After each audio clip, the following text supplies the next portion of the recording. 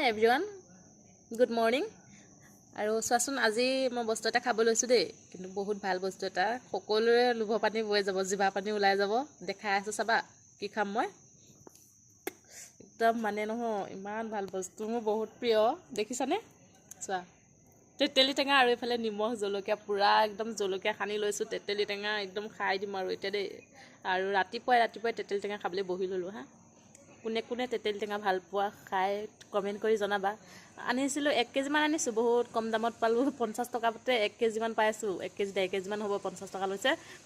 লৈ আহিছোঁ, একদম পূৰা খাম আৰু বহি পেলাই এতিয়া দেই। ইয়াত দেখিছানে, নিমখ জলকীয়া সানি লৈছোঁ।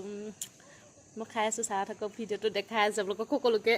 অকল মই খালেই নহ'ব নহয়, আপোনালোককো জিভা পানী উলিয়াব লাগিব, হয়নে নাই? মই খাওঁ অকণমান, আপোনালোকে চাই থাকক দেই। মানে মই ৰখিব পৰা নাই,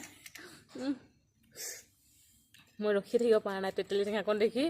কেতিয়া খাওঁ লাগিছে। ৰাতিপুৱা সোনকালে উঠিছোঁ, উঠি গা পা ধুই এই তেতেলী টেঙাহে খাবলৈ বহি লৈছোঁ দেই। একো খোৱাই নাই, বোলে খালী পেটতে তেতেলী টেঙা খাইছোঁ। চাব নাইতো।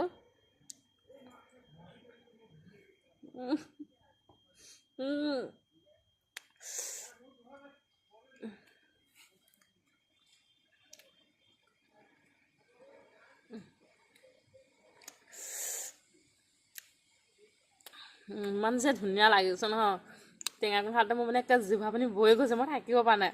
আৰু আপোনালোকক কেনেকুৱা লাগে তেতেলী টেঙা কমেণ্ট কৰি জনাব দেই। আৰু আপোনালোকক খাওঁ লাগিছেনে মই খোৱা দেখি?